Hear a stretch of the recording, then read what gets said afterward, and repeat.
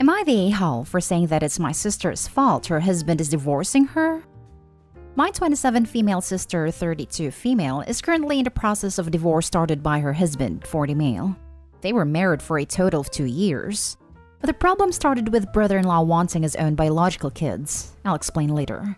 And my sister not wanting them. She was always against having kids, but the moment they started seeing each other, she started making certain changes about herself.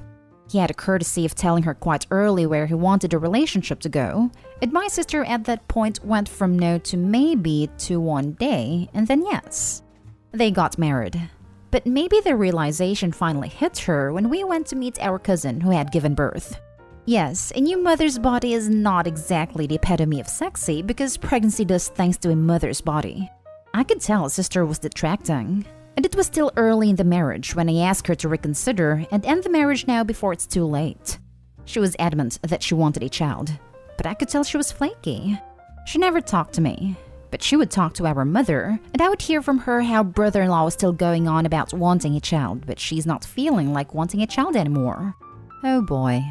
A month ago, brother-in-law reached his limit and finally asked sister to be upfront, and she straight up told him she does not want to be a mother and started offering alternatives like adoption.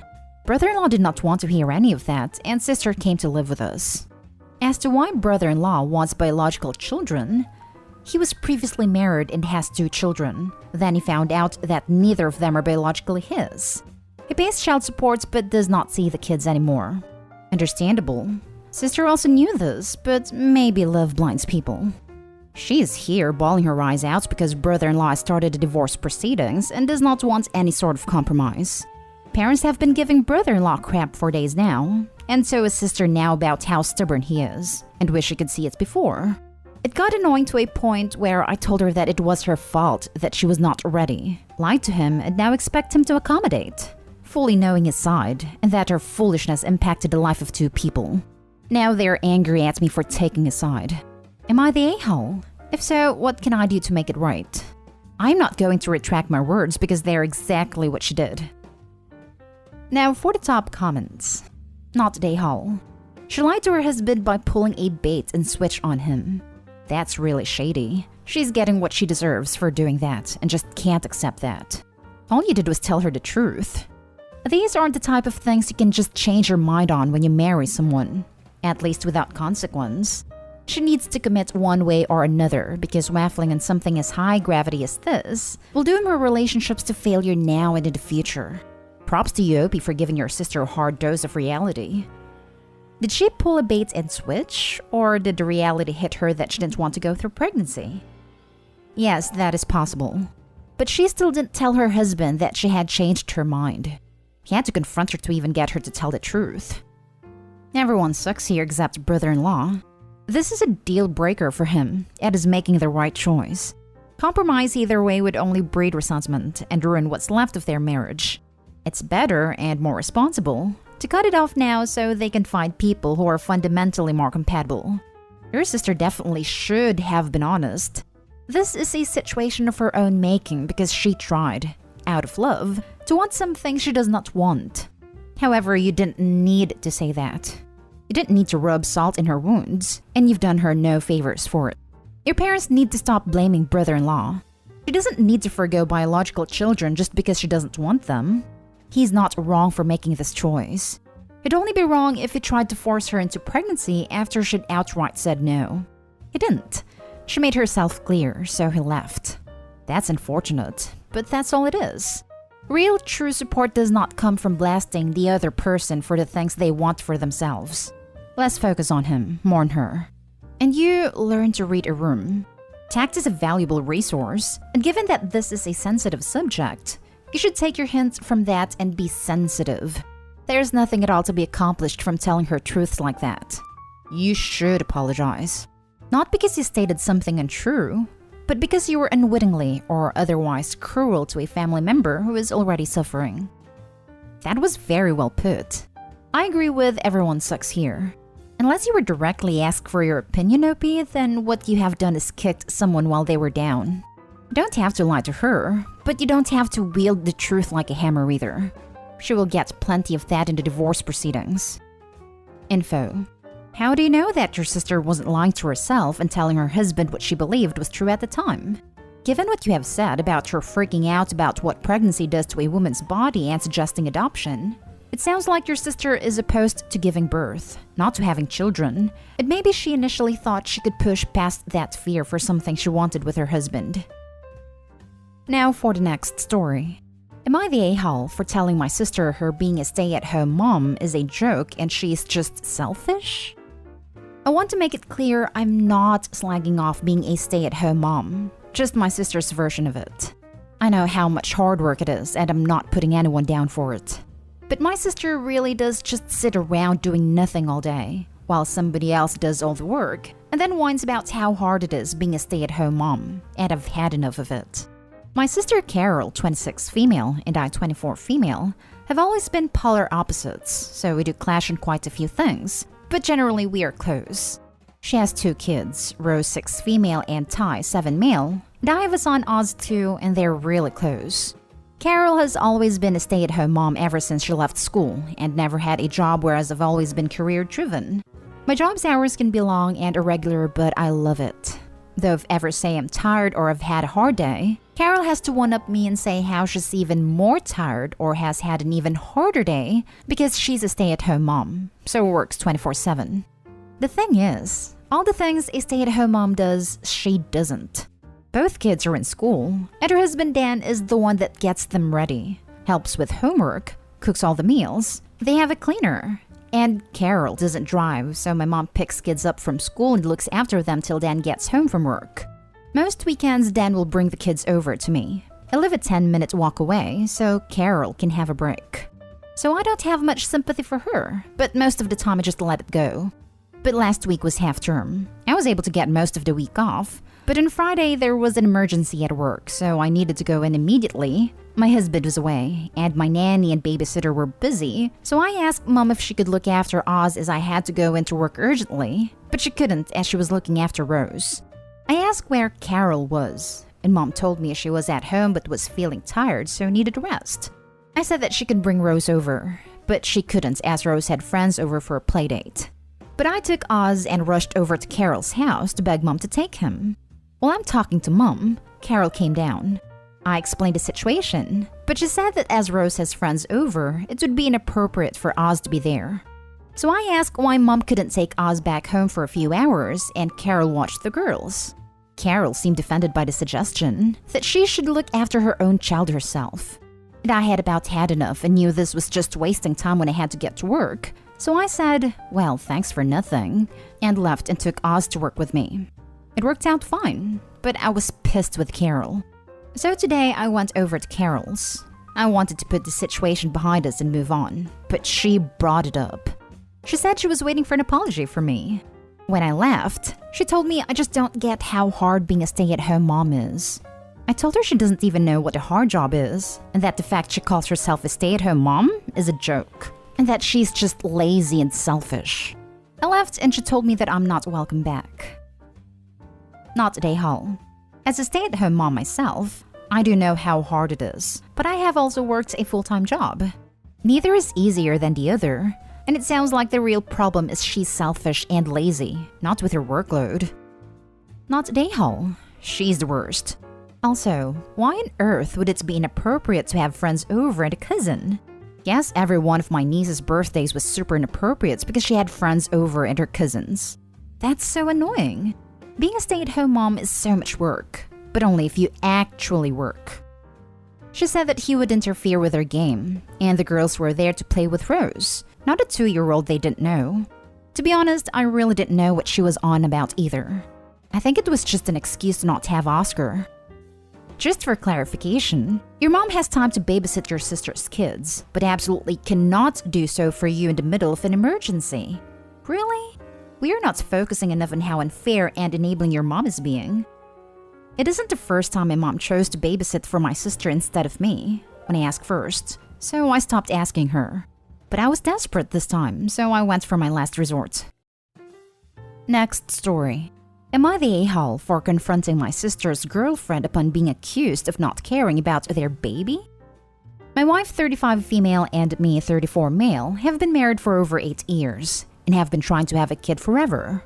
We have suffered 3 miscarriages in the process, the most recent one being over 2 weeks ago. Now, my sister Ashley, name changed, left her abusive prick of a husband over a year ago. It has been in a relationship with another woman, Brenda, name changed, for 8 months now.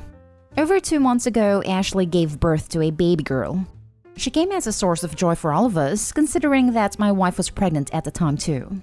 However, around 2 weeks ago, my wife and I suffered our 3rd miscarriage. This was around the same time that Ashley began to behave strangely. She was constantly depressed, irritable, and weepy, and often attempted to drive the conversation away from her child and babies in general. These symptoms were there before too, but this was when they really began to come to light. It was then that she was diagnosed with PPD. Around 2 days ago, I decided to take my wife on a road trip to visit her parents to take her mind away from the miscarriage for a while. While we were packing for the trip, Brenda paid us a visit and asked us if we could help take care of the baby, as she wanted some quality time with Ashley. I knew that it would not do good for my wife's mental state to be around a baby right now, as it would trigger a lot of emotions. I kindly refused, and told Brenda that we were visiting her parents and we would not be available for a while. This really angered Brenda, and she began to call me out for being a selfish brother. She said that Ashley would never do this to me, and that we could never understand the problems they were going through, and at this point, taking a vacation and abandoning Ashley and the baby was extremely uncalled for. However, when she said that I did not care about the baby, that was the last straw. I countered saying that my wife already has enough on her plate to deal with, and she doesn't need Brenda's toxic vibes right now. I asked her to leave our house and take her negativity with her. Am I the a-hole for behaving the way I did with Brenda? Edit. To everyone who has been asking, Brenda and Ashley are both fully aware of the miscarriage and were in fact in the hospital at the time. Now for the comments. Not the a-hole. Not at all. You took a stand for your wife. Your sister-in-law is being totally unreasonable and entitled and selfishly expecting you to watch their baby right after you suffered a miscarriage, and in refusing to even consider why taking care of a baby could be traumatizing for you too. They can hire a babysitter. Also, I'm really sorry for your loss, OP. Hugs. No, you don't get it. Only Ashley is allowed to have emotions. Opie's wife should be grateful to still act as a parent/babysitter for a moment. This reminds me of when I had 3 kids under the age of 5. One was a newborn. It was keeping my neighbor's 2-year-old to make some money. My husband's sister had 2 kids and wasn't handling this well, so her husband thought I should help her out, because he couldn't be bothered apparently. That discussion didn't go well. Not day hall. Brenda thinks that demanding free childcare from a woman who just suffered a miscarriage is reasonable. While it's admirable for Brenda to want to support Ashley through her PPD, she is completely lacking in empathy for your loss. You did the right thing for your wife. Brenda is the next abusive partner Opie's sister has attracted. Likely narcissistic, coming by to enjoy Opie's pain and throw oil on the fire. Not day hall, Opie. Best to go low contact or no contact.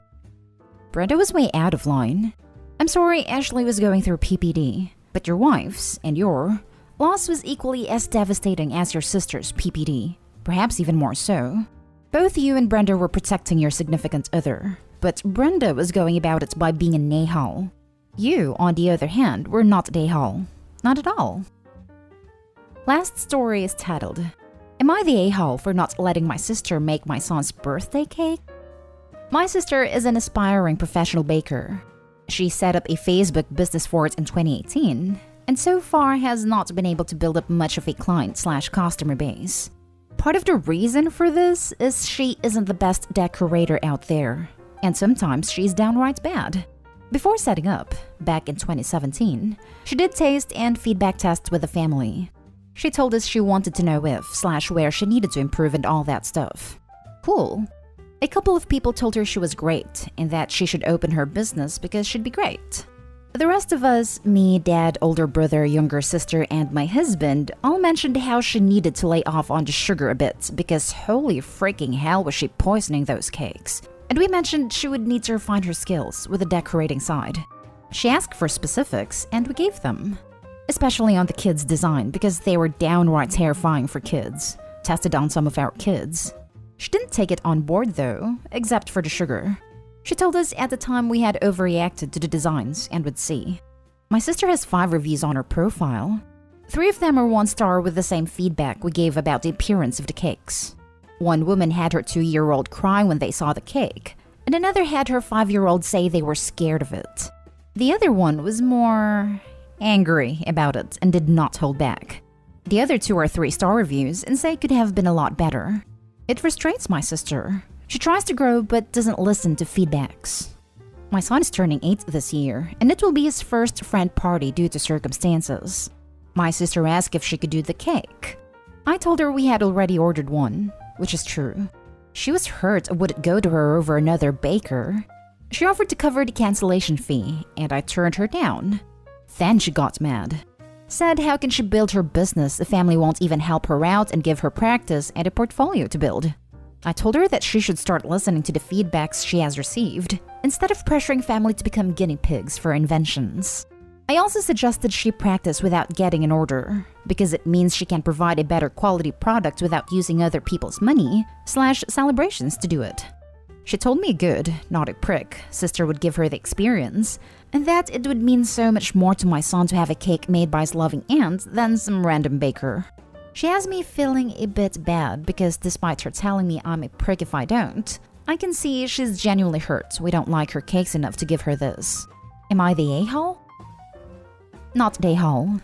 Your sister does not have a business. She has a Facebook pipe dream. After 4 years, she needs to face reality that she's not capable of baking for profit. I think that's kinda where my frustration stems. She could make it a profitable business/side business if she put in the work to grow and improve in her weak area, decorating. It has never felt like she has put that work in. She expects to grow as she works, but people don't want to pay for that. Your sister is trying to walk before she crawls. She needs to refine her skills. No one wants a cake from the 1-star Facebook baker. Except me. I'm in bed and it's 3 a.m. Please bring me a cake from the 1-star Facebook baker. Now. Not today, home.